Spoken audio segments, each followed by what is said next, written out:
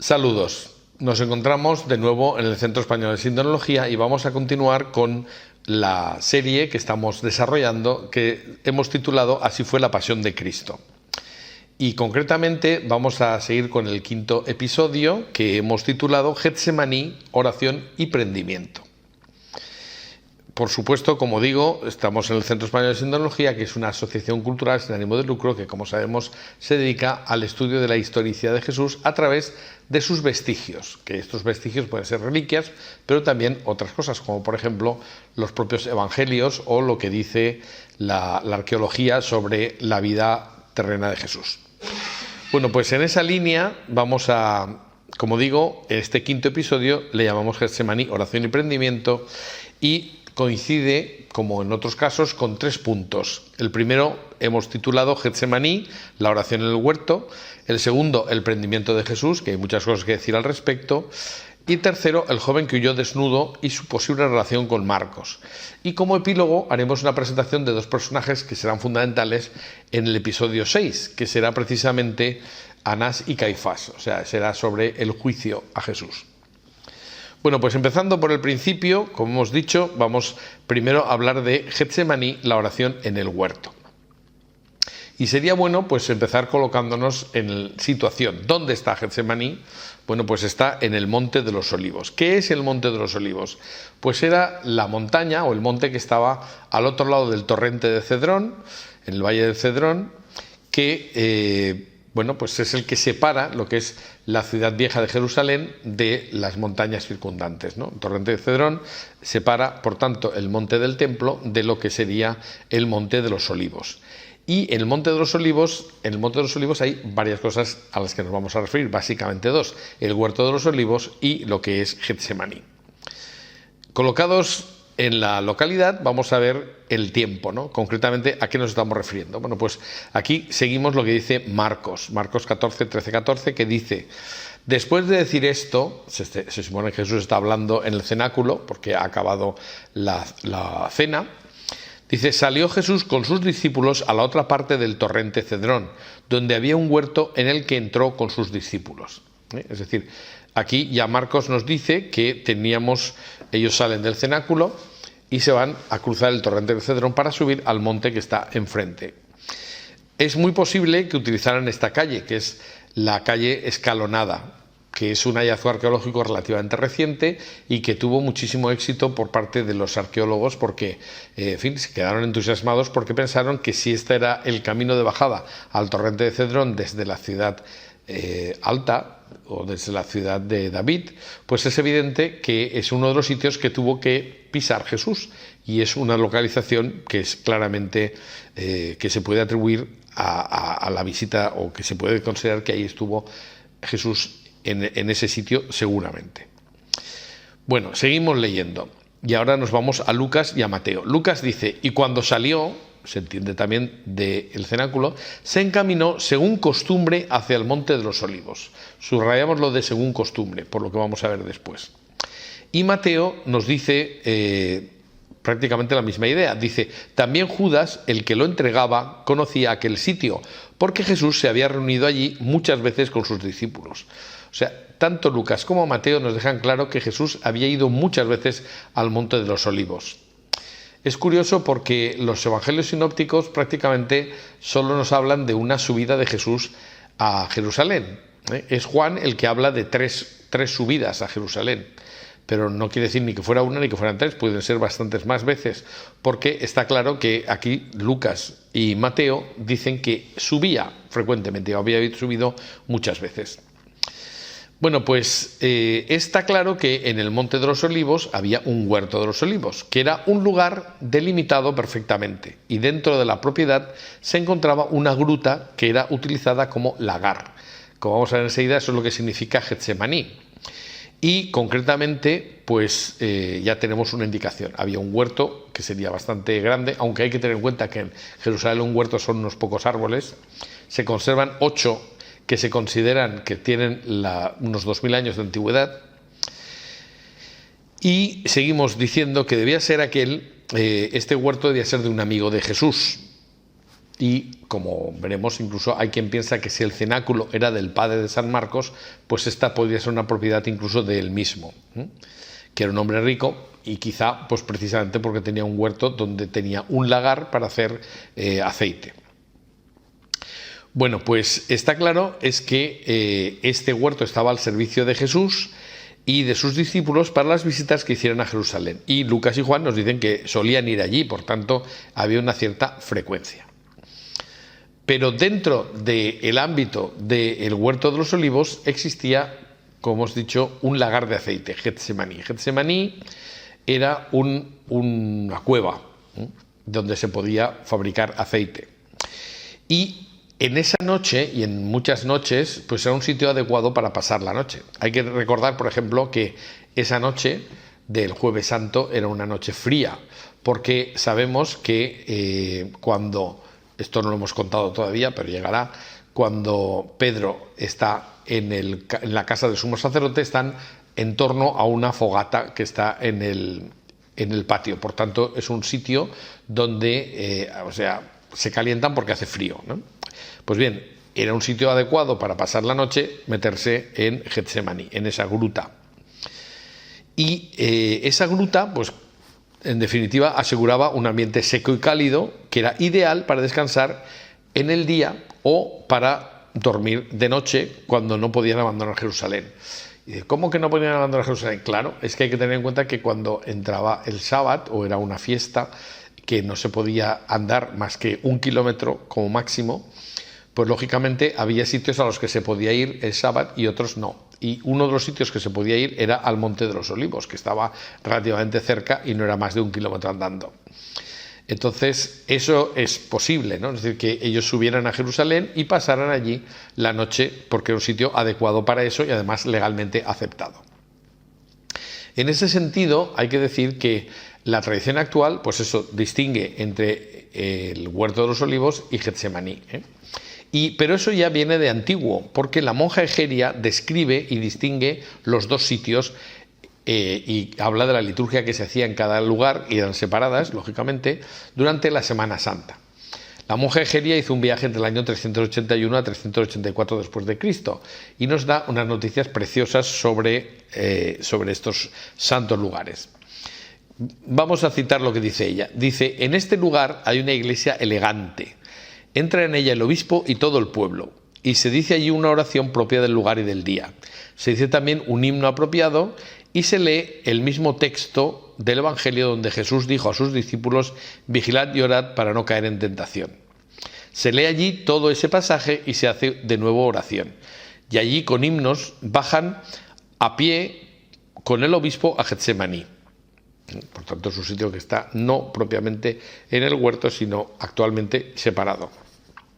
En llegando a Getsemaní se reza primero una oración apropiada y se dice un himno. Luego se lee el texto del Evangelio donde fue prendido el Señor.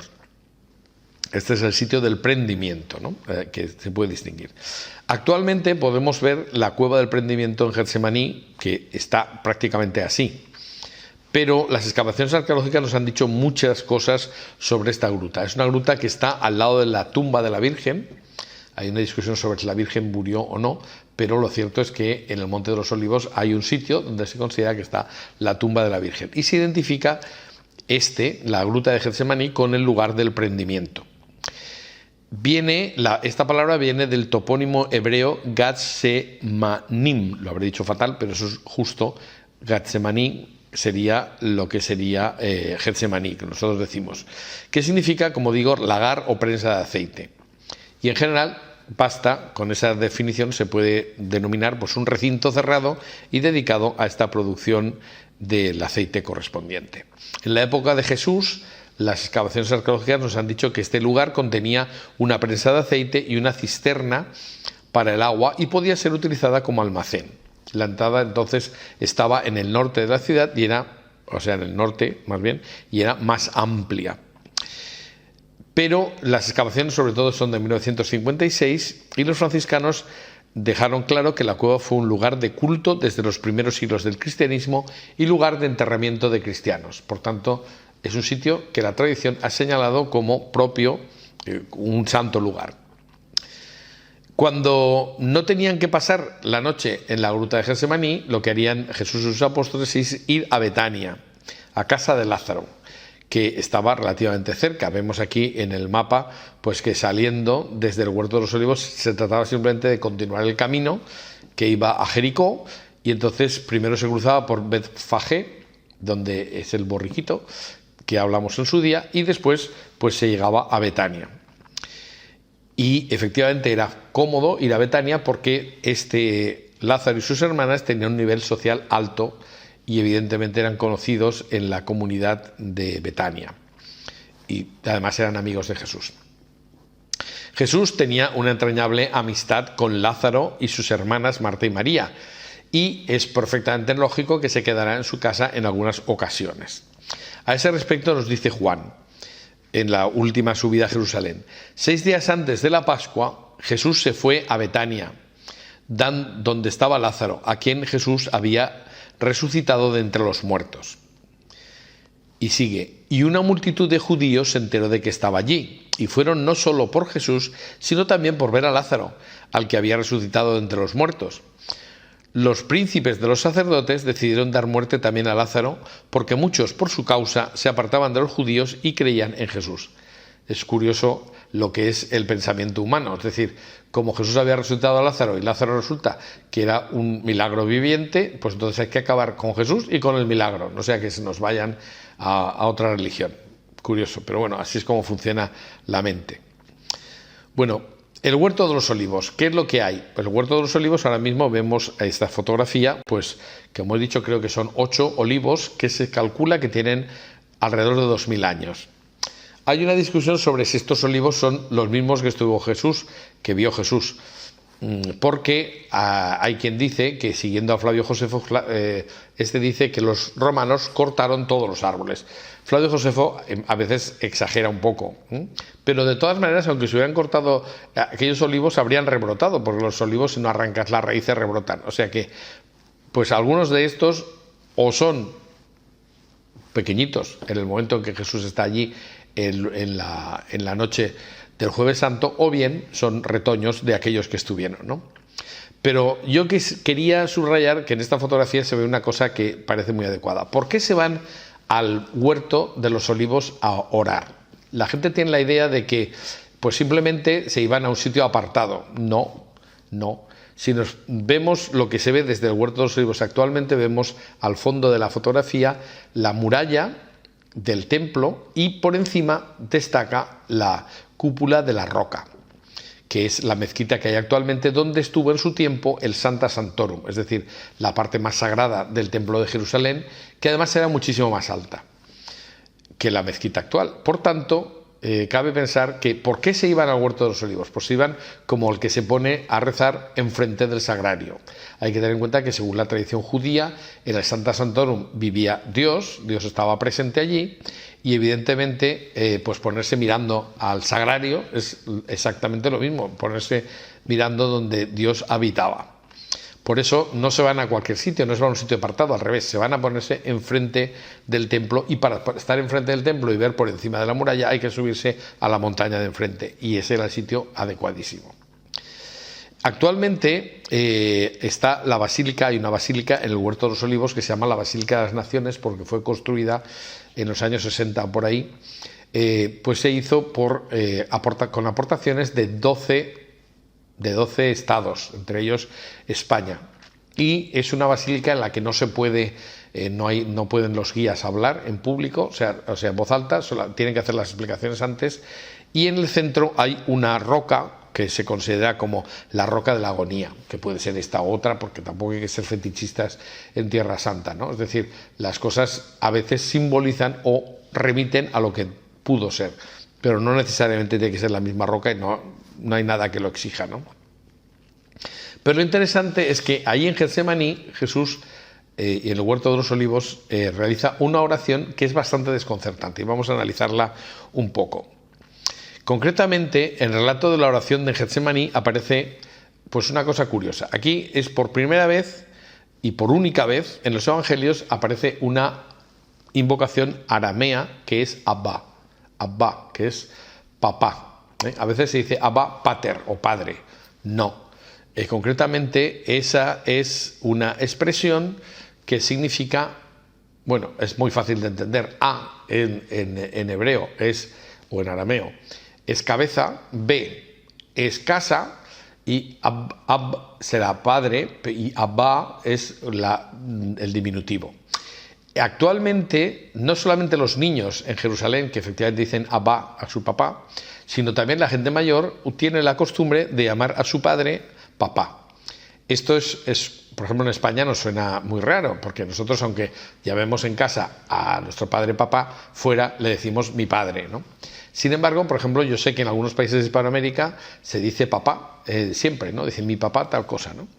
Bueno, pues esto está claro. Abba es un diminutivo e indica una relación de paternidad-filiación entre Jesús y Dios Padre que no es normal. Es decir, en aquel momento nadie se le ocurría a Dios, a ese Dios omnipotente, llamarle papá. Y efectivamente, pues Jesús lo hace y parece que porque tiene una relación especial con él. Bueno, es una relación filial de total dependencia y confianza. Jesús confía su deseo en que le sea evitado el sufrimiento de la muerte violenta, pero al mismo tiempo expresa su disponibilidad, su obediencia a la voluntad paterna, su reverencia filial.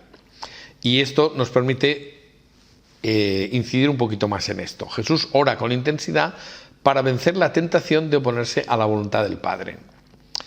Claro, aquí ha habido una discusión a lo largo de la historia de si en Dios hay dos voluntades, si hay tres, bueno, en fin. Pues esto nos puede pasar, o sea, podemos liarnos muchísimo en el fondo de si Jesús era Dios, ¿cómo es posible que tenga una voluntad distinta? Bueno, pues precisamente por eso se ha tratado de solucionar diciendo que hay dos personas, aunque haya una única naturaleza. Es Dios mismo, pero con una persona distinta que tiene una voluntad como persona diferente. Así que, en contra de algunas de las cosas que se dicen, pues en realidad lo que ocurre es que Jesús intenta hacer la voluntad, pero le cuesta como hombre. La voluntad del Padre, pero le cuesta como hombre. En cualquier caso, choca esto mucho con la posición que tienen los apóstoles, porque Jesús les llama a vigilar y orar para no caer en tentación, pero lo que hacen directamente es quedarse dormidos al abrigo de Getsemaní. Es decir, la mayoría de los discípulos dormían en la gruta, mientras Jesús, cerca entre los olivos del huerto, sufrió un ataque de miedo y ansiedad. Y hay que decir que es indudable que esto es un episodio histórico, como vamos a ver enseguida. Vamos primero a ver lo que dice los evangelistas. Marcos afirma: empezó a sentir espanto y angustia, y explicita todavía más en la frase que dice Jesús: mi alma está triste hasta la muerte. Y además el evangelista todavía concreta más diciendo: y cayó en tierra. Es decir, estaba realmente rendido. Pero como estaba diciendo, la veracidad histórica de este relato es absolutamente indiscutible, porque hay una clara discontinuidad. Esto es uno de los criterios de la historicidad de los evangelios, ¿no? Es decir, cuando se está presentando una línea argumental y de repente hay una discontinuidad, esa discontinuidad no es buscada específicamente por el que escribe el Evangelio, sino que tiene que ser verdad, porque a nadie se le hubiera ocurrido presentar al Mesías con un ataque de miedo e inquietud. Eso debió ocurrir. ¿Quién se habría atrevido a presentar al Maestro de esta manera si no hubiera ocurrido, ¿no? Bueno, entonces aquí quisiera hacer una breve referencia a lo que dice en su libro Jesús de Nazaret, del Papa Benedicto XVI, que ha profundizado bastante, y vamos a decir, aunque sean dos palabras, ¿no? En cualquier caso, la oración angustiada de Jesús es un misterio, porque, como he dicho, supone una contraposición de voluntades. O sea, Jesús es por una parte hombre, pero por otra parte es hijo, el hijo de la Santísima Trinidad. Entonces su voluntad de hombre en este caso no coincide completamente con la del hijo. Y claro, como digo, parece que hay una contradicción, porque, como dice el propio Benedicto XVI, ¿dónde está el Jesús de Juan que afirma yo y el Padre somos uno, ¿no? Es decir, Bueno, pues está claro que había dos voluntades. Esta contraposición de voluntades aparece cuando dice Mateo, poniendo en boca de Jesús: Padre mío, si es posible, pase de mí este cáliz, pero no se haga mi voluntad sino la tuya. Está claro que hay dos voluntades. Y también Juan dice: Padre, líbrame de esta hora. O también: Padre, glorifica tu nombre. Es decir, no se identifican absolutamente, son dos personas distintas. La voluntad natural del hombre Jesús quisiera pedir que el cáliz se aleje de él, mientras que la voluntad del Hijo está abandonada totalmente en la voluntad del Padre. Yo digo, eso es una referencia a lo que dice el propio Ratzinger en Jesús de Nazaret 2. Bueno, en cualquier caso, dicho esto, vamos a seguir fijándonos en lo que dicen los evangelistas. Marcos utiliza dos imágenes para referirse a la amenaza que hace entristecerse a Jesús, que son por una parte la palabra hora y por otra parte la palabra cáliz. ¿Qué sentido tienen estas dos palabras? El término hora aparecerá también en el versículo 41 en relación con la llegada del grupo que viene a prenderle y al comienzo de su pasión. Parece claro que cuando dice Jesús ha llegado la hora, se refiere a la hora de la pasión y muerte. Esta es una relación explícita a los sentimientos del sufrimiento y la muerte violenta. Y por otra parte, el término cáliz, algunos biblistas lo intentan interpretarlo como se hacía en el Antiguo Testamento y hablan del cáliz del castigo o de la ira de Dios. Nada de esto. Es decir, nos parece mucho más adecuado seguir, que es lo que hemos hecho cuando hemos hablado de la institución en la última cena de la Eucaristía, nos parece más adecuado seguir lo que dice Scott Hahn, converso, que deja claro el sentido que tiene el cáliz de redención en el que Jesús instituye la Eucaristía y cómo no puede cerrar la Pascua con el cáliz de consumación porque no ha consumado el sacrificio. O sea, Jesús profetiza, o mejor dicho, promete derramar su sangre para el perdón de los pecados, pero no puede decir que ha cumplido todo hasta que no está en la cruz. Y eso es curioso, como San Juan nos dice que las últimas palabras de Jesús en la cruz son: todo está consumado, que eran las palabras que cerraban, como ya explicamos ampliamente, las que cerraban lo que es el Seder de Pesá. Bueno, está claro, por tanto, que estas dos expresiones, cáliz y hora, tienen un significado bastante concreto. El cáliz que Jesús acepta, por tanto, es el cumplimiento de la promesa que realizó en la bendición de la tercera copa durante la cena. De ahí, como he dicho, que la interpretación que hace el teólogo converso Scott Hahn nos parezca adecuadísima porque encaja perfectamente con todo. Jesús en el huerto confirma que está dispuesto a consumar el sacrificio, a hacer la voluntad del Padre. Y esa es su hora de cumplir esto. La pasión voluntariamente aceptada que empieza desde el momento del prendimiento. Bueno, y como he dicho, ya lo he explicado, pues esto da sentido a que no bebiera la cuarta copa en la última cena, sino que cuando bebe el vinagre en la cruz puede decir que todo está consumado. En la versión de Lucas también se alude a la angustia mediante el caer de rodillas y la referencia al sudor. Y esto nos permite también que nos planteemos el sudor de sangre, porque también ha sido controvertido, como todo lo que estamos realizando versículo a versículo, ¿no? ¿Sudó sangre Jesús? Algunos de los estudiosos responden que sí. Y por ejemplo, San Irineo dice expresamente que sudó gotas de sangre, interpretando literalmente lo que dice la Biblia. Y médicamente es posible efectivamente lo que se llama el fenómeno de la hematohidrosis, que es un fenómeno que se da en situaciones que están en máxima angustia y suele ser un prólogo de lo que va a ser una muerte anunciada, porque realmente después de tener un estrés tan fuerte y sudar sangre, pues la situación es prácticamente irreversible y se puede morir a las pocas horas. También se dice que Lucas es el único que se refiere a esto porque era médico. Pablo lo llama mi médico. Por tanto, es perfectamente posible que el evangelista lo ponga en el escrito porque a él le llama la atención como médico.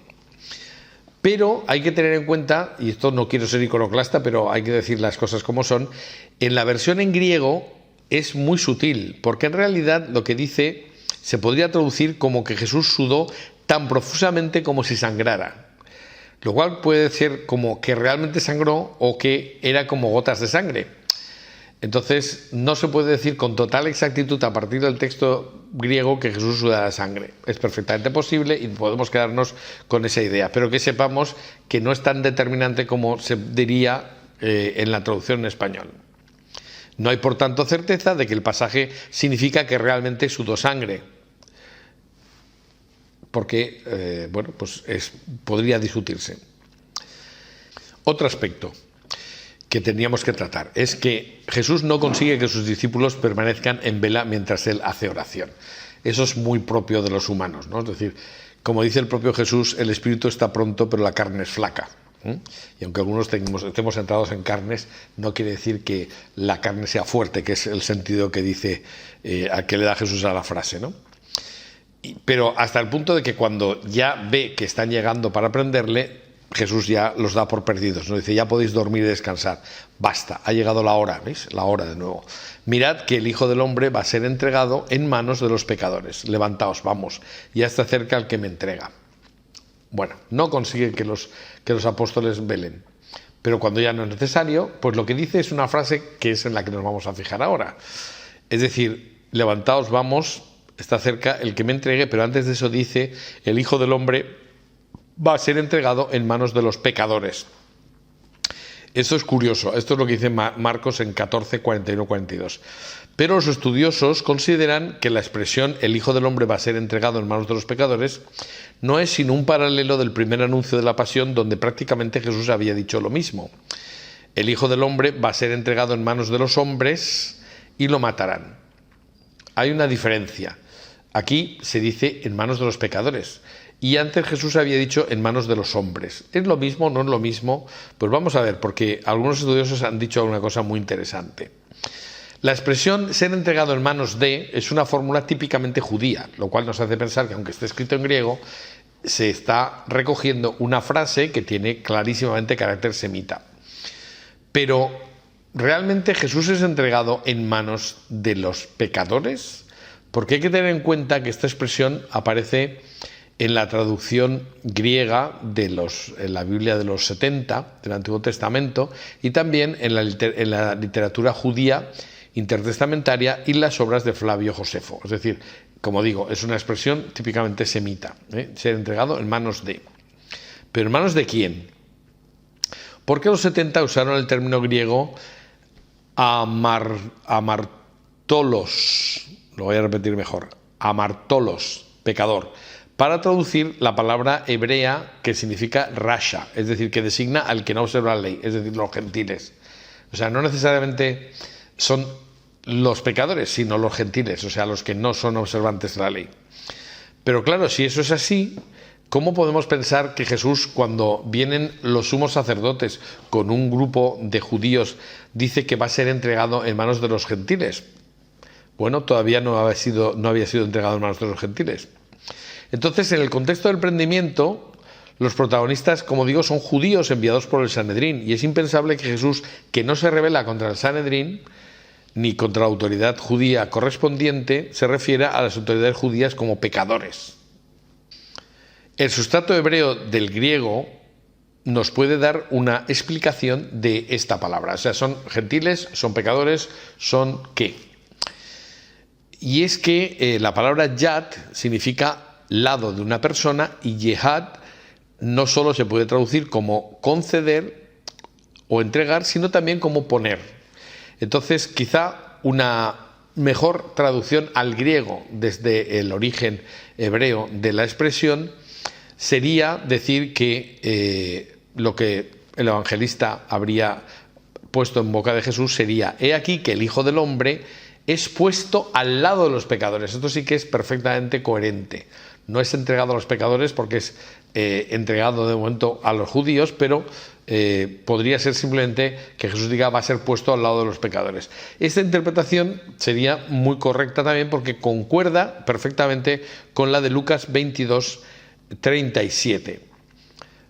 Cuando afirma Jesús: os digo que debe cumplirse en mí esto que está escrito, y fue contado con los impíos. Eso es perfectamente coherente. Jesús es puesto al lado de los impíos. En este caso, Lucas no alude a la crucifixión entre los ladrones, como se ha dicho a veces, sino a la condena por el Sanedrín como impío. Y ese es un tema que trataremos en la lección siguiente, en el capítulo siguiente, porque efectivamente el Sanedrín condena a Jesús considerándolo que se ha puesto al margen de la ley. Y veremos por qué. Y entonces es contado como uno de los quebrantadores de la ley. Incluso el hecho de que una tradición coloque la frase en el huerto de los olivos y otra en la última cena no hace más que resaltar la coincidencia dentro de una total independencia. Son textos que se han escrito aparte, es decir, que recogen la misma expresión, pero con independencia, pero corresponden a la misma idea. Bien, pues con esto hemos cubierto toda la primera parte, que era muy larga, y vamos a hablar del prendimiento de Jesús. Nos vamos a plantear también algunos problemas que se nos plantean cuando leemos el texto del Evangelio. Empezamos con lo que dice Mateo. Todavía estaba hablando cuando llegó Judas, uno de los 12, acompañado de un grupo numeroso con espadas y palos, de parte de los sumos sacerdotes y los ancianos del pueblo. El que le iba a entregar les había dado esta señal: aquel a quien yo dé un beso, ese es, prendedle. ¿Qué podemos extraer de esta frase y sobre todo de la que viene a continuación? Y al instante se acercó a Jesús y le dijo: salve, rabí, y le dio un beso. Jesús le dijo: amigo, a lo que estás aquí, que es una traducción un poco más moderna que la que se suele decir. Entonces aquellos se acercaron, echaron mano a Jesús y le prendieron. Bueno, en el prendimiento los evangelistas subrayan la actividad de tres personajes. Por una parte, Judas, que se supone que guía al grupo que viene a prender a Jesús. Le llama amigo, como queriendo recordarle el trato preferencial que ha tenido Jesús con él, y que ya vimos en el capítulo anterior. Efectivamente, nada menos que en la última cena, Judas estaba en el puesto de honor. Es decir, Jesús hasta el último minuto intenta tratar correctamente, y más que correctamente, a Judas. Y por eso aquel le llama amigo, es decir, se presenta como tal. El discípulo que intenta defender a Jesús es otro personaje que aparece en el prendimiento y que Juan identifica claramente con Pedro, que corta la oreja de Malco, ¿no? Según Mateo 26, 52, 54 y Juan 18, 11, Jesús le hace ver lo equivocado que es querer vencer la violencia con la violencia y rechaza su ayuda por oponerse a la voluntad de Dios. Si tuviéramos tiempo, que no es el momento, tendríamos que explicar qué es eso de poner la otra mejilla y tal, que se traduce fatal y que no tiene nada que ver con lo que muchos curitas o curas egregios dicen en algunas homilías, donde parece que no sea lícito defenderse. Eso es un error. Jesús nunca dijo eso. Lo que dice es que ante una provocación no se puede contestar con violencia, y eso es lo que desarrollan los tres ejemplos que pone a continuación. Pero ya digo, esto no lo vamos a tratar ahora. Simplemente, pues decir que destaca que no hay que contestar con violencia. El propio Jesús, es la tercera persona que se subraya en el tercer personaje, explica los acontecimientos que están teniendo lugar. Se dirige a quienes quieren prenderle, contraponiendo lo que es el momento en el que están prendiéndole de oscuras y ocultamente, cuando Jesús ha estado predicando en público de una forma, en fin, claramente manifiesta en el templo, ¿no?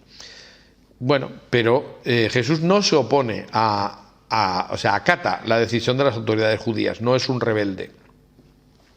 Los sinópticos afirman que el prendimiento se debió a las autoridades judías, pero el relato de Juan parece indicar lo contrario. Tan es así que, por ejemplo, cuando pues en la película de Mel Gibson son los judíos los que prenden a Jesús, se ha dicho que es que Mel Gibson era antisemita. No sé si es antisemita o no, pero está claro que está correspondiendo a lo que dicen los evangelios. No, pero es que Juan dice que eran soldados romanos. No lo dice. Realmente lo que ocurre es que utiliza términos griegos que se utilizan habitualmente para referirse a una cohorte o a un tribuno o un centurión. Son expresiones que en griego normalmente se referían a milicia romana. Pero esto es un poco descartable por una sencilla razón. Si hubieran sido los romanos los que prendieron a Jesús, habrían cometido tres irregularidades. La primera, un exceso de gente. O sea, es decir, si fuera una cohorte, nada menos que una cohorte eran 600 soldados. que habrían ido a prender a Jesús en el huerto. Es una exageración absoluta, eso no puede ser. O sea, no puede tomarse en sentido estricto como una cohorte, sino como una multitud. Es decir, pero desde luego no 600 soldados. Porque es que incluso en Jerusalén en aquel momento probablemente no existían ni siquiera 200 soldados, por mucho que fuera la fiesta. Si no había 200 menos 600. Segunda irregularidad, si las tropas romanas hubieran detenido a Jesús, ¿por qué no lo llevaron a la autoridad romana directamente y lo llevan al Sanedrín? Eso no tiene ninguna lógica, ¿no? Es decir, sería una forma claramente irregular de actuar. Habrían incumplido su deber entregando al reo al sumo sacerdote en lugar del prefecto.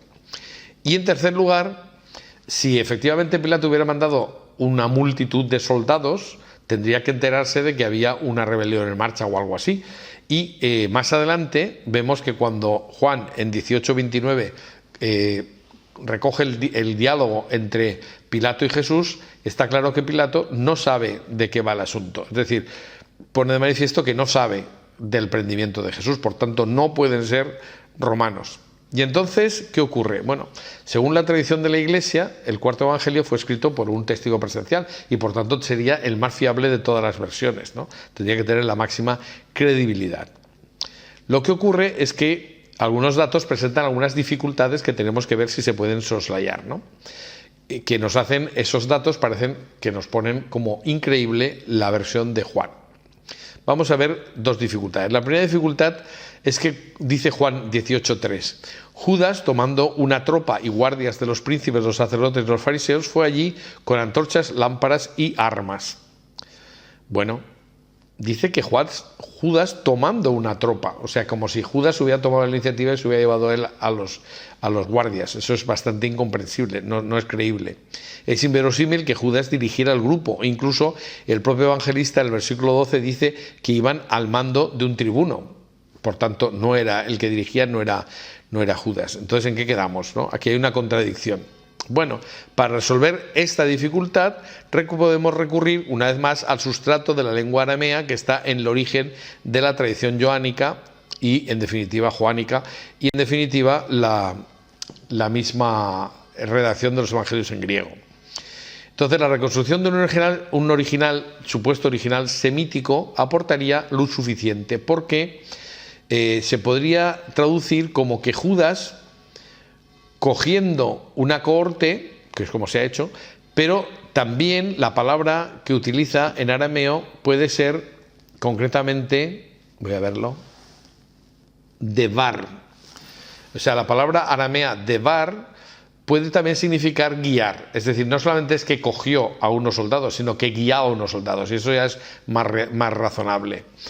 Y por otra parte, los términos griegos espeira y giliarjos, fueron usados en la traducción de los 70 del Antiguo Testamento, también por Flavio Josefo, para hablar de militares que no eran romanos. Es decir, no hay contradicción. Es decir, el texto del Evangelio de Juan podría interpretarse perfectamente como que el que guiaba, no el que tomó a los soldados, el que los guiaba era Judas y que no tenían que ser soldados romanos, podían ser de la guardia del templo, porque hay precedentes de utilizar la expresión en griego que habitualmente se utilizaba para la guardia romana para aplicársela a un grupo de soldados o de guardias de los sacerdotes. Así que podríamos hacer una traducción correcta diciendo, y Judas, guiando a la patrulla e incluso a algunos de los jefes de los sacerdotes, pues los llevó al huerto, ¿no? Entonces este grupo estaría formado por guardias del templo que a las órdenes de los sacerdotes prendieron a Jesús para llevarlo al sumo sacerdote y al Sanedrín posteriormente. Y que los sumos sacerdotes estaban en el grupo se dice expresamente por Lucas. Jesús dijo a los sumos sacerdotes y a los oficiales del templo y a los ancianos que habían venido con él o contra él. Pues efectivamente esto parece concordar mejor traduciéndolo de esta manera. Y no hay que forzar el texto en absoluto. También del texto de Juan podemos deducir dónde estaba Jesús en el momento del prendimiento. Esto es una cosa curiosa, porque probablemente cuando llegó Judas con la tropa judía estaba con sus discípulos en la cueva. Eso es lo normal. Judas pensaba que Jesús estaría con los otros dentro de la cueva de Getsemaní. Y esto explicaría que diga Juan que Jesús salió al oír el rumor de los que llegaban a buscarle. Es decir, Jesús llega, ve a los discípulos durmiendo, les dice: ya es inútil, ya no hace falta que veléis, y en ese momento sale. Y esto explica también que esta circunstancia hace más razonable la indicación de Judas: al que yo bese, ese es. Claro, porque él, Judas, pensaba que Jesús estaría con los demás dentro de la gruta, como habitualmente. Y en la semioscuridad, pues era lógico que él tuviera que hacer un signo para que se supiera quién era Jesús. Es decir, que eso, si estaba a la luna llena, que era Nisan, por tanto luna llena, en el huerto se le vería suficientemente. Si Judas pensaba que estaría en la oscuridad, pues evidentemente tendría que señalarlo de una forma expresa.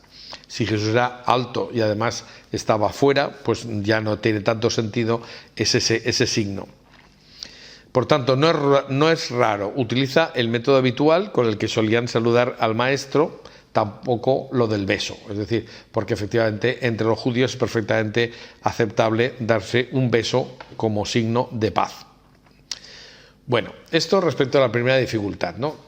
¿Quién va con Judas y qué es lo que hace Judas? Segunda dificultad se refiere al gesto poderoso de Jesús, cuando Jesús dice yo soy y todos caen a tierra. Eso es lo que se lee en nuestras Biblias en español. Vamos a ver. Este breve diálogo de Jesús con los adversarios, según el evangelista, es un signo que pues se puede interpretar de diversas maneras. Algunos, bueno, primero vamos a leer lo que dice Juan. Jesús, sabiendo todo lo que venía sobre él, se adelantó y les dijo: ¿a quién buscáis? Le contestaron: a Jesús Nazareno. Él les dijo: yo soy. Y entonces sigue diciendo el texto oficial: estaba también con ellos Judas, el que lo iba a entregar. Al decirles yo soy, retrocedieron y cayeron a tierra. Hay que fijarnos que mete en medio a Judas. Entonces, a pesar de este signo que los derribó con su única palabra, pues no parece coherente que diga a continuación que sin ninguna dificultad lo prendieron. Entonces, ¿cómo se explicaría que caen a tierra cuando Jesús dice yo soy y sin embargo luego a continuación sin más lo detienen? Bueno, pues se han hecho diversas interpretaciones. Algunos autores críticos dicen: esta frase es un añadido y bastante torpe, porque se ha añadido aquí para dar importancia a Jesús, pero no debería tener, en fin, es un añadido. Otros dicen: es una anotación teológica para subrayar que Jesús no está sometido, sino que posee libertad y que se entrega a él. Otros, más allá, dicen: esta frase es una afirmación de la divinidad de Jesús y del temor que suscita pronunciar su nombre, porque yo soy es el nombre de Dios. Y así se ha interpretado muchas veces. Pues bien, una vez más vamos a recurrir al sustrato semita que subyace en el texto griego y vamos a ver si se podría interpretar de otra manera. El verbo que utilizan en griego, que sería eistekei o algo así, que sería estaba, se utiliza para indicar que Judas se había unido al grupo con los que venían a aprender a Jesús después de haberle besado. Es decir, que Jesús, Judas se acerca a Jesús, le da un beso, se acerca, pero luego dijéramos que como retrocede, ¿no? Y se coloca entre los demás que vienen a detenerlo. Pero en el original semita, se utilizaría gum, cuyo significado más correcto sería colocarse, o cum. Al ser nombrado Judas inmediatamente antes, entendemos que es a él al que hacen referencia los verbos cayeron a tierra y retroceder. Por tanto, se podría hacer una traducción en base al sustrato semita del Evangelio diciendo: le respondieron: a Jesús Nazareno, le dijo él, yo soy. Se había colocado también Judas, que lo había entregado con ellos. Pues al decir Jesús yo soy, lo hicieron ir hacia atrás y caer en tierra. Es decir, parece que los verbos se refieren a Judas, no a que cayera toda la tropa. Eso es interesante porque hace bastante más coherente lo que solemos leer. Bueno, una cosa que está clara es que en este momento Jesús ya está sereno, actúa de acuerdo con la voluntad que Dios le pide y efectivamente pues eso es lo que está haciendo, ¿no? Y tras el intento de defensa por parte de Pedro, Jesús explica: ¿piensas tú que no puedo acudir a mi Padre? Él me mandaría enseguida más de 12 legiones de ángeles. ¿Cómo se cumplirían entonces las escrituras que dicen que esto tiene que pasar? Todo esto ha sucedido para que se cumpliesen las escrituras de los profetas. Y en el relato joánico no se alude a las Escrituras, sino a la voluntad de Dios. El cáliz que me ha dado mi Padre no lo voy a beber. O sea, es decir, una vez más queda claro que Jesús sabe que ha ofrecido su vida y que la tiene que entregar. Y eso es lo fundamental, ¿no? Y quizá sería bueno que lo tuviéramos en cuenta al hacer esta reflexión. Bueno, pasamos a la tercera y última parte, que es curiosa, es el joven que huye desnudo y su posible relación con Marcos. Efectivamente, en el momento culminante de la detención de Jesús, en un momento dramático, el evangelista Marcos introduce un elemento que es realmente grotesco, ¿no? Vamos a ver lo que dice. Literalmente, Marcos concluye la narración del arresto de Jesús con una noticia breve e insólita. Dice Marcos 15, 51-52. Lo iba siguiendo un muchacho envuelto solo en una sábana, y le echaron mano, pero él, soltando la sábana, se les escapó desnudo. Parece incomprensible cuál es la intención del evangelista, o sea, ¿por qué dice esto? Es una pura anécdota que carece de interés y que no aporta nada al relato. Entonces, ¿por qué habría dicho esto? Pero también es verdad que nadie pone en duda el carácter histórico de este hecho, precisamente porque es extraño y no parece algo coherente. Es decir, esto son cosas que necesariamente han tenido que ocurrir porque si no nadie las habría puesto en este lugar. Hay un autor, Van Hoy, que dice lo siguiente: uno se pregunta con asombro por qué Marcos ha querido insertar en su relato una escena tan ridícula e indecente. Y es que es verdad que en esta mención de Marcos hay dos aspectos chocantes. Uno, en el contexto dramático del prendimiento del evangelista, describe una escena trivial, que no tiene sentido. Y dos, describe cómo iba vestido, pero no dice quién es el personaje, lo cual es bastante llamativo. Además, ningún otro de los evangelistas alude a este hecho. Pero no es lógico que Marcos haga una referencia a algo que no tiene, que es una información trascendente. Entonces, se ha intentado identificar al muchacho de diversas maneras. Y vamos a ver el razonamiento que siguen algunos autores. Sorprende que vaya vestido solamente con una sábana a estas horas de la noche cuando hacía frío. Hemos visto que se calentaban en el patio con una hoguera. Se busca como explicación que fuera un chico que dormía en una casa cercana y por la curiosidad o el desconcierto de ser despertado se acercase al sitio. Pero esto no encaja demasiado. Resulta muy improbable que Marcos ofrezca una información sobre alguien desconocido por la comunidad cristiana. ¿Con qué sentido? No se entiende, ¿no? Y entonces se ha intentado, pues haciendo un poco violentando un poco el texto, ir más lejos de lo que dicen los evangelios y tratar de darle una explicación. Y entonces hay 4 alternativas que son bastante insólitas y puramente simbólicas. Una que dice que el joven sería la evocación de Cristo mismo resucitado, u otra figura simbólica positiva. Esto no tiene ningún sentido porque huir desnudo no es un signo de deshonra, no es una muestra de fidelidad, ¿no? O sea, ¿cómo se puede atribuir eso a Cristo en fin, a Cristo resucitado? Otros dicen que se está describiendo al catecúmeno durante la recepción del bautismo porque estos se desnudaban para entrar en el agua, etcétera. Pero en realidad, suponer que el neófito se despoja de los vestidos y era inmerso en el agua y después se vestía con una túnica blanca, que es lo que nosotros pensamos que se hacía, no tenemos total seguridad que se hiciera en la época apostólica, por tanto es bastante raro, es decir que es una interpretación excesiva. Como también la tercera posibilidad, que es que sea el paradigma de la traición y la huida ignominiosa de los discípulos. Para que, si fuera necesario hacer esto, ¿por qué no lo hacen de una forma más clara, ¿no? O por qué visten al personaje de esta forma, o sea, prácticamente no vestido, de esta forma tan extraña, ¿no? También una cuarta interpretación dice que es un icono de la experiencia del despojamiento y del fracaso que atraviesa quien opta por seguir a Jesucristo. En fin, todas estas son versiones que son absolutamente excesivas y que nos llevan muy lejos y que no tienen aparentemente no tienen ninguna lógica. Por eso hay algunos otros que, más allá de considerar que es una interpretación simbólica, lo que piensan es que se trata de un personaje real. Y aquí hay diversas versiones también. Unos dicen que sería el apóstol Juan, otros que Santiago el Menor, otros que Lázaro, otros que Pablo.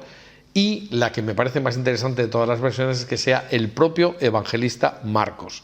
Y a eso nos vamos a dedicar un momento, ¿no? Porque la traducción española de la construcción semita, repito, oculta tras el griego, nos puede ayudar a entender su sentido.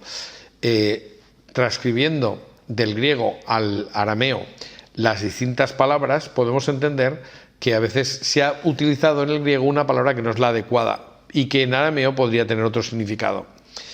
Así que vamos a intentar hacer una reconstrucción de ese texto.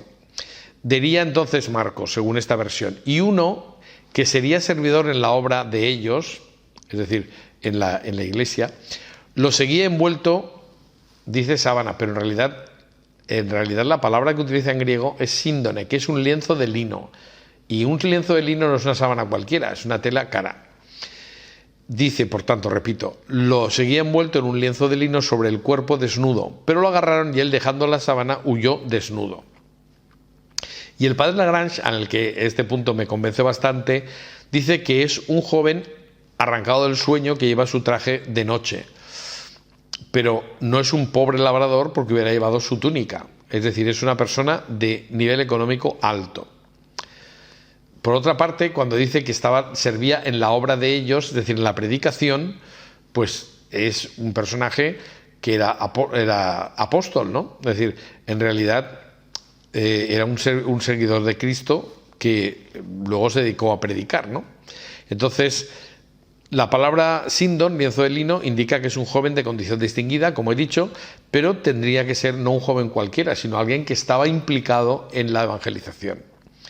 Entonces, es perfectamente coherente que este fuera el propio evangelista, Marcos. Y es curioso porque sabemos bastantes cosas de esto, ¿no? El joven, como digo, podía ser el evangelista Marcos porque Marcos se llamaba Juan Marcos. Y un autor del siglo XIX dice, lo más probable es que Marcos lo dijera de sí mismo. Sería como la firma de Marcos en su evangelio. Es decir, si él estaba allí, es lógico que quisiera poner que él estaba allí. Es decir, eso sería perfectamente lógico, sin decir yo fui el que estaba allí, pero explicarlo, ¿no? Decir que allí estaba. Si la obra de los discípulos era la predicación del evangelio, este servidor de los discípulos podía ser muy bien San Marcos. No es descabellado porque en los Hechos de los Apóstoles se presenta como servidor de Pablo y Bernabé en su primer viaje misionero. Por otra parte, podemos suponer que ese servicio pudo incluir escribir un libro con los hechos, es decir, que podía ser la historia de la pasión, muerte y resurrección de Cristo. También sabemos que San Marcos es el que acompaña a Pedro a Roma. En la primera carta de Pedro dice, os saluda la que está en Babilonia, Roma, elegida como vosotros, así como mi hijo Marcos. No era su hijo físico, pero podía ser perfectamente quien le servía de traductor e intérprete. Pero ¿por qué motivo habría acompañado San Marcos a los apóstoles a Getsemaní?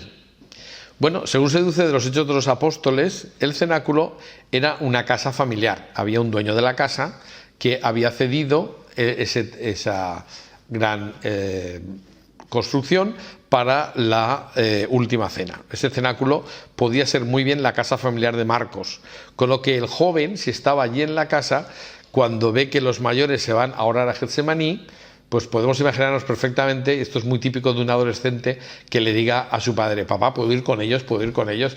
Es perfectamente normal, ¿no? Porque el adolescente quiere sentirse como uno mayor, y si aquellos se van a rezar, pues él también. Coge la sábana y se va detrás. ¿Es perfectamente posible? Sí. ¿Es una seguridad? No, pero es coherente, ¿no? Entonces, la clave sobre el cenáculo nos la da un episodio ocurrido 11 años después de la última cena, en la Pascua del año 44 después de Cristo. Y concretamente, Hechos de los Apóstoles 12, 1 a 11, dice, en aquel tiempo prendió el rey Herodes a algunos de la iglesia para maltratarlos. Y al ver que era grato a los judíos, decidió prender también a Pedro. Eran los días de los ácimos. Ojo, el día de los ácimos es, por tanto, Pascua. De nuevo, Pedro estaba encerrado en la cárcel y de pronto se presentó un ángel del Señor y un resplandor iluminó toda la celda. Tocó a Pedro en el costado, le despertó y le dijo, levántate, deprisa. Y le cayeron las cadenas de sus manos. Evidentemente, Pedro cree que está soñando o algo así, pero reacciona cuando sale a la calle y entonces dice los Hechos de los Apóstoles, consciente de su situación, se dirigió a casa de María, la madre de Juan, apellidado Marcos, donde estaban muchos reunidos en oración. ¿Qué hacían muchos cristianos reunidos en oración en una casa concreta en el aniversario de la institución de la Última Cena? Probablemente celebrando la Eucaristía u orando. ¿Y dónde estaban? En el mismo sitio en que oró Jesús. Por tanto, la casa, el cenáculo, podía ser la casa que ahora se cita de María, la madre de Juan, apellidado Marcos. Juan Marcos es el evangelista. Y un padre de la Iglesia, que es Eusebio de Cesarea, nos dice que San Marcos hizo de intérprete y traductor en Roma a Pedro.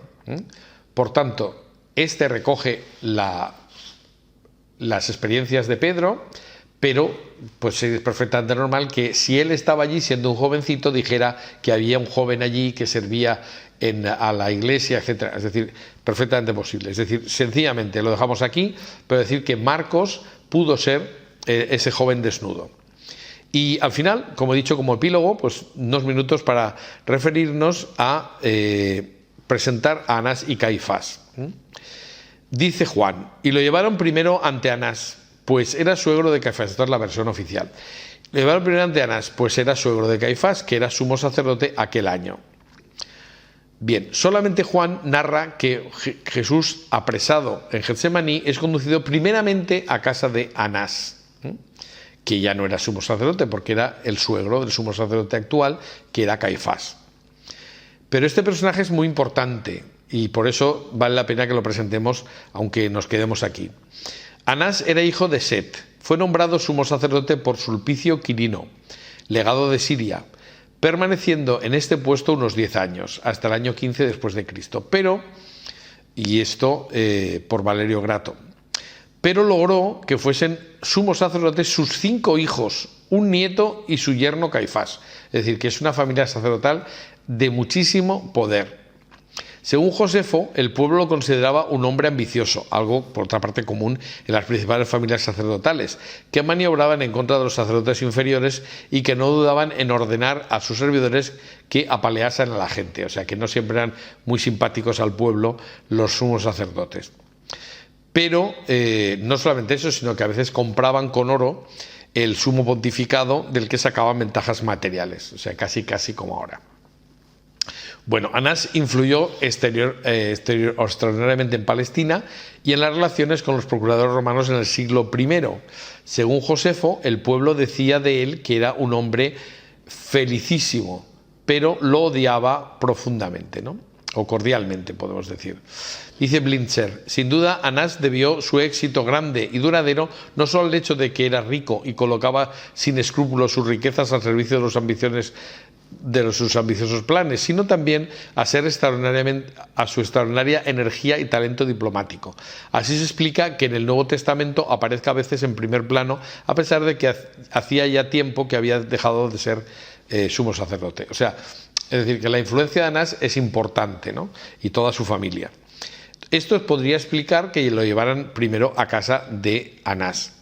Se ha comprobado que hasta la destrucción de la primitiva comunidad cristiana de Jerusalén, cuando se desataba una persecución anticristiana, siempre era sumo sacerdote un miembro de su familia, o sea que una familia claramente anticristiana. Y lo demostraron todos los componentes de la misma que estuvieron en el sumo sacerdocio. Bueno, entonces es verdad que Anás es una figura importante y podría explicar que se fuera a Anás antes que a Caifás. Pero no era el pontífice. El pontífice, el sumo sacerdote, era Caifás, que era quien realmente tenía la posibilidad de tomar decisiones sobre Jesús. Lo que ocurre es que Juan utiliza esta forma de narrar en varias ocasiones. Es decir, a veces está contando una escena, después nos presenta quiénes son los miembros de esa escena. Por ejemplo, cuando habla del bautismo de Jesús, de repente dice al final que era Juan el que lo estaba bautizando, pero eso no lo ha dicho al principio, ¿no? Entonces, a veces la forma de escribir no es muy ordenada por parte de San Juan. Entonces, no necesariamente, o sea, empieza hablando de Anás, luego habla del interrogatorio y luego dice estaba en casa de Anás, ¿no? O que fue enviado a Caifás desde Anás. Bueno, entonces este interrogatorio de Cristo, ¿quién lo hizo? Entonces, Anás, Caifás, no lo sabemos. Pues sí, vamos a poder deducirlo. Es verdad que los antiguos sumos sacerdotes mantenían el título de pontífices, ahora como se hace ahora con los presidentes, se le sigue llamando presidente aunque ya no lo sea. Mantenía el título de pontífices, pero está claro que el sumo sacerdote solo podía ser Caifás y solo podía ser uno. Por tanto, él era el pontífice y el que tenía que tomar decisiones. La referencia de que Anás lo envió atado a Caifás hace creer que el interrogatorio fue en casa de Anás, porque primero dice que fue llevado a Anás, luego habla del interrogatorio y luego dice que fue llevado a Caifás. Parece que sea ese el orden, pero no necesariamente tiene que ser así, porque ya hemos visto que hay precedentes en la forma de redacción de Juan en el que no sigue el orden que nosotros seguiríamos, ¿no? Entonces, en realidad es una corrección, una llamada al lector de que Anás lo había enviado a Caifás y que el proceso tuvo lugar en casa de este. De todo esto hablaremos en el capítulo siguiente. Pero para terminar, decir que era necesaria la aclaración tras la digresión sobre la negación de Pedro que se plantea durante el interrogatorio. Como hace un paréntesis muy largo, pues dice, bueno, es que había sido llevado a casa de Caifás. Vale. El interrogatorio ante Anás pudo ser que ocurriera y es perfectamente posible que dijera primero fue llevado a casa de Anás, pero no quiere decir que el interrogatorio importante se hiciera en casa de Anás y luego se repitiera prácticamente igual en casa de Caifás. No tendría ninguna lógica, ¿no? Fuera de esto, el acto pues no debió tener ninguna especial importancia la visita a Anás porque no la cita ninguno de los evangelistas. Como reconoce Joaquín Jeremías, parece seguro que el pasaje de Juan 18, 19, 23 en él se descubre un interrogatorio oficial en el que estuvo presente el Sanedrín, y eso solamente pudo ser en casa de Caifás. Si Juan no narra en extenso el proceso judío contra Cristo y se limita al episodio de la interrogación de Caifás sobre su doctrina y sus discípulos, posiblemente se debía a su deseo de completar el relato de los sinópticos que sí lo tratan. Porque hay que tener en cuenta que Juan escribe conociendo ya que estaban circulando los relatos sinópticos, y esto justificaría que añada cosas que no dicen los otros evangelistas. Pero, por otra parte, el proceso judío a los cristianos les importaría poco, porque realmente a los que iba dirigido ya el evangelio cuando escribe Juan, pues les daría lo mismo, porque ya no existía esa comunidad judía como había estado en tiempo de Jesús. En cualquiera de los casos, tenemos claro que Anás es el suegro, Caifás es el sacerdote, el sumo sacerdote, y que evidentemente puede ser que fuera llevado, dijéramos que de una forma pues protocolaria casi, a casa de Anás, pero el interrogatorio que se coloca por Juan en una posición que parece confundirnos, pues si lo leemos en coherencia con los otros evangelios, pues parece claro que fue en casa de Caifás, que es el que importa. Pero a ese nos referiremos, como digo, en el capítulo siguiente. De momento ponemos aquí un punto y aparte y seguiremos más adelante.